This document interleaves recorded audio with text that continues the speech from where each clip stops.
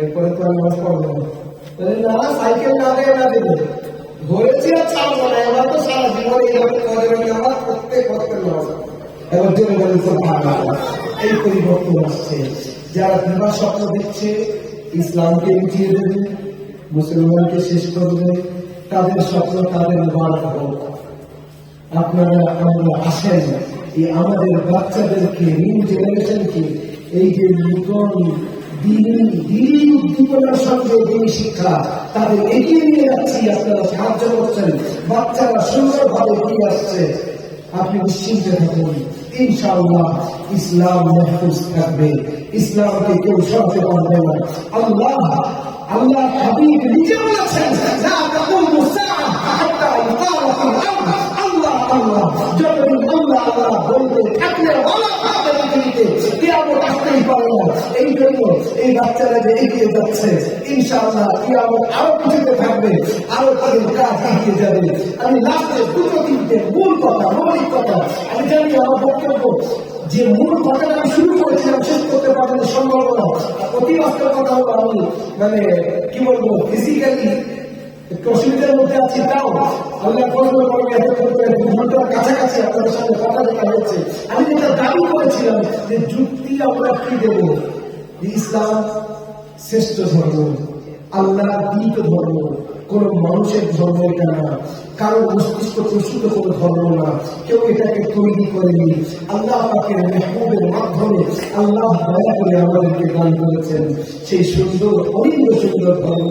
আমরা না চেয়ে অযাচিত ভাবে পেয়েছি। আমরা কেউ দোয়া করেছিলাম, আল্লাহ তো আমাদেরকে অন্য কোনো জায়গায় তৈরি করতো, আল্লাহ তো আমাদেরকে বেঈমান অন্য কিছু বানিয়ে দিত, আল্লাহ অন্য কিছু করতে পারতেন। দয়া করেছেন, ঈমান দিয়েছেন আমাদেরকে, সবচেয়ে দামি নিয়ামত। এই নিয়ামতের হেফাজত করতে গেলে বাড়ি করেছেন, প্লাস্টার করতে হবে, প্লাস্টার করেছেন, পুট্টি করতে হবে, পুট্টি করেছেন, রং করতে হবে, রং কেমন করবেন রঙাই করতে হবে, যাতে পানি দিয়ে সার দিয়ে ধোয়া দেয়, অসুবিধে না হয়। আবার মাঝে মাঝে আপনাকে সবকিছু ঠিক করতে হবে। ঈমান আছে, ঈমানকে রিনিউ করতে হবে। তার জন্য আমার আপনার প্রয়োজন, তার কিছু দেখা যায়, তার কিছু চাহিদা। যে চাহিদা কি, আমি তিনটে কথা আপনাদের সামনে রাখবো, মূল তিনটে কথা, বাস কথা শেষ করে দেবো। পৃথিবী বাস আমি আমার বক্তব্যের মধ্যে দুটো তিনটে কথা শুধু ইঙ্গিত দিয়েছি, অনেক কথা বলা যেত। কোন এমন সমস্যা নেই যে সমাধান আপনি ইসলামের মধ্যে পাবেন না। আপনি অর্থনীতি নেন, রাজনীতি নেন, সমাজনীতি নেন, আপনার আমার জীবনের সামাজিক যা যা অসুবিধা আছে পুরো বিশ্বের মধ্যে সেই রব্বুল জালালে তিনি আমাদেরকে সবকিছু দিয়ে পাঠিয়েছেন। আমরাই জানি না, করি না, জানার চেষ্টা করি না, আমাদের করি। আমি তিনটে কথা আপনাদেরকে বলছি। বর্তমান বিশ্বের পরিস্থিতি আমরা সবাই জানি, এক জায়গায় অহরহ অনুমোশন হচ্ছে। দ্বিতীয় বিশ্বযুদ্ধের সময় 1939 থেকে 1945, 1939 to 1945, তার মধ্যে 6 আগস্ট আর 9 আগস্ট নাগাসাকি আর হিরোশিমাতে জাপানের মধ্যে আমেরিকা অ্যাটমের আক্রমণ করেছিল, যারা আমরা জানি। তার থেকে বেশি বড় অংশ এই পর্যন্ত ফিলিস্তিনের উপরে করা হয়ে গেছে। অ্যাটম মানে কিন্তু অ্যাটমের থেকে বেশি বড় বর্ষণ করেছে। কিন্তু আল্লাহ সে বাচ্চারা তার মধ্যে খেলে যাচ্ছে, তারা বলে যাচ্ছে, তোমরা কি মনে করছো তোমাদের কাছে আমরা দিচ্ছিল? এই কপাল একজনের সামনে ঢুকিয়ে, এই কপাল একজনের পায়ে মাথা রাখতে শিখেছে। তুমি আছে তোমার জায়গায়, গলা আবার কেটে দিতে পারো, ক্ষমতা তোমার থাকলে না করবে, মৃত্যু লেখা থাকলে সেটাই হবে।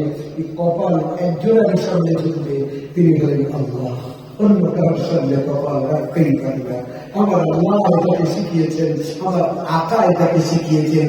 ইন্তেকালের আগে আমার আল্লাহ বলে যাচ্ছেন বুখারী শরীফের হাদিস, লাআল্লাহু ইয়াকুল ফাইন্নাহুম ইত্তাখাযু কুবুর আনবিয়াইহিম মাসাজিদ। আল্লাহ ইহুদিদের উপরে অভিশাপ দিন, তাদের উপরে লানত হোক, তারা নিজেদের নবীদের কবরের উপরে সিজদা করে, তাদের উপরে লানত হবে। শব্দ আমার আল্লাহ মেহবুব বলেছেন। আল্লাহ মেহবুবের স্ত্রীরা বলছেন, ইয়া রাসূলুল্লাহ, বাদশাদের যখন সিজদা করা যায়, আপনি আমাদের সবাই বলি, আমরা কেন সিজদা করবো না? সবাই বলছেন, সাহাবারা বলছেন সিজদা একমাত্র আল্লাহর সামনে হবে, অন্য কারোর সামনে চলবে না। হুজুর শিখিয়ে গেছে আমাদের এই কপালে এক জায়গায় ঝুঁকবে আল্লাহর ঘরে বা নিজের বাড়িতে মুসল্লা উঠবে আল্লাহর সামনে, অন্য কোনো সামনে না।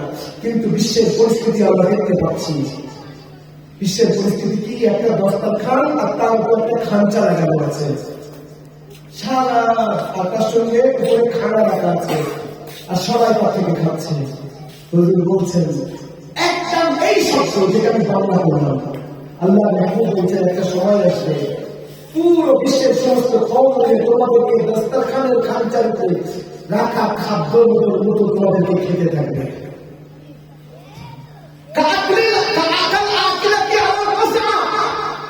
যেমন পেয়ালাতে খাদ্য রাখা আছে, তুলে তুলে খায়, তোমাদেরকে খাওয়া হবে। একজন প্রশ্ন করছে, ইয়া রাসূলুল্লাহ, আমাদের সংখ্যা তখন কম হবে? হুজুর বলছেন, লা বাল ইন্নাকুম কাসীর, তোমাদের সংখ্যা অনেক বেশি হবে। ইয়া রাসূলুল্লাহ, সংখ্যা বেশি হবে তবু আমাদের এই পরিস্থিতি?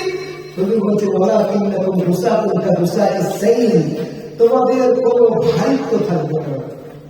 যেমন নাকি পানির